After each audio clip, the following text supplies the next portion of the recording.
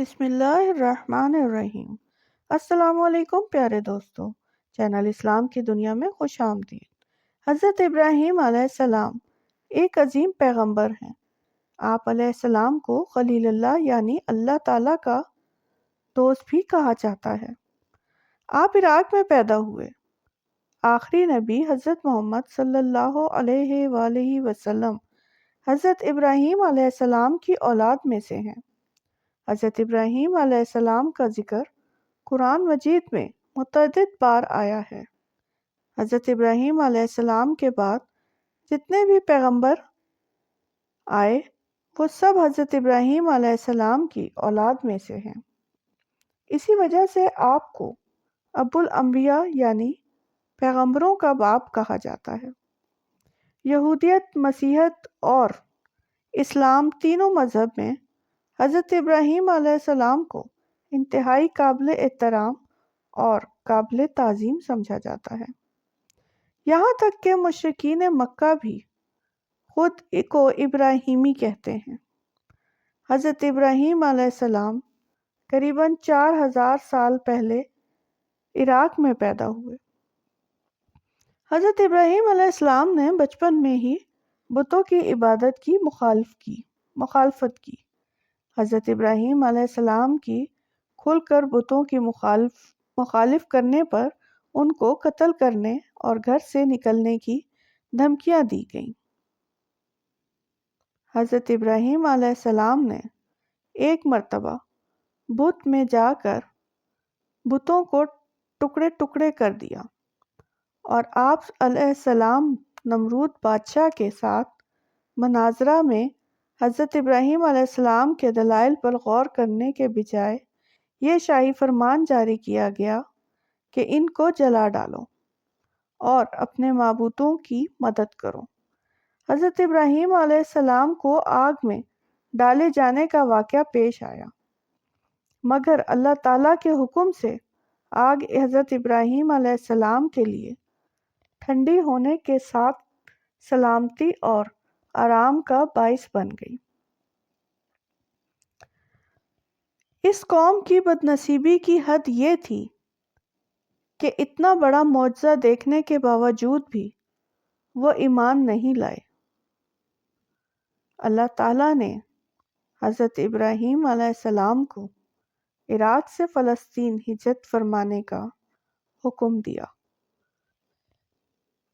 فلسطین اور شام کے علاقے میں آپ علیہ السلام کی دعوت خوب پھیلی۔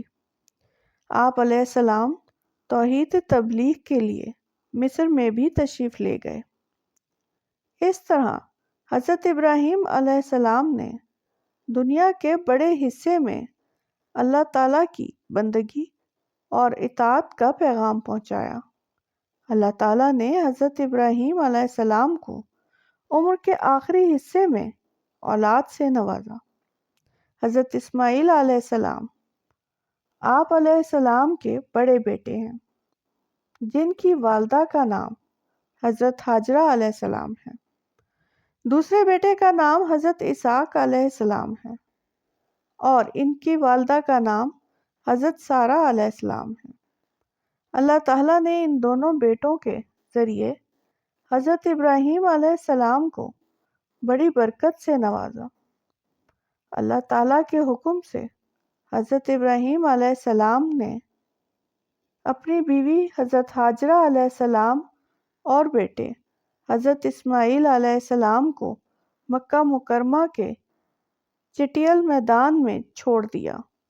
جب کھانے پینے کے لیے کچھ نہ رہا تو حضرت ہاجرہ علیہ السلام بے چین ہو کر قریب ہی صفا اور مروہ نامی پہاڑیوں پر پانی کی تلاش میں دوڑیں۔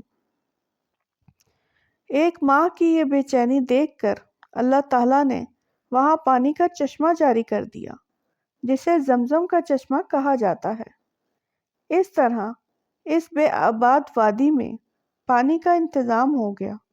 کچھ عرصے بعد ایک قبیلہ بنو جرہم ادھر سے گزر ہوا۔ پانی کی سہولت دیکھ کر انہوں نے حضرت ہاجرہ علیہ السلام سے قیام کی اجازت چاہی۔ حضرت ہاجرہ علیہ السلام نے وہاں قیام کی اجازت دے دی۔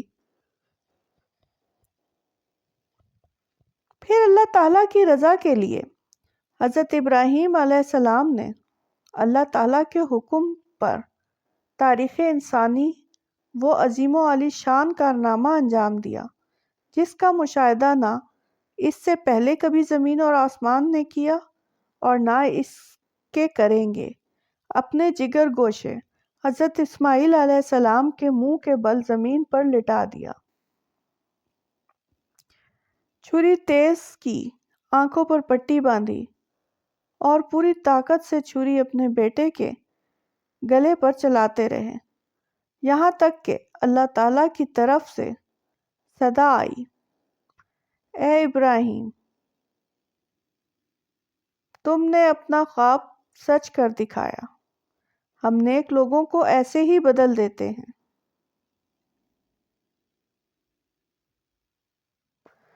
چنانچہ حضرت اسماعیل علیہ السلام کے بدلے جنت سے ایک مینڈھا بھیج دیا گیا جسے حضرت ابراہیم علیہ السلام نے ذبح کر دیا۔ اللہ تعالیٰ نے آپ علیہ السلام کی قربانی کو قبول فرمایا۔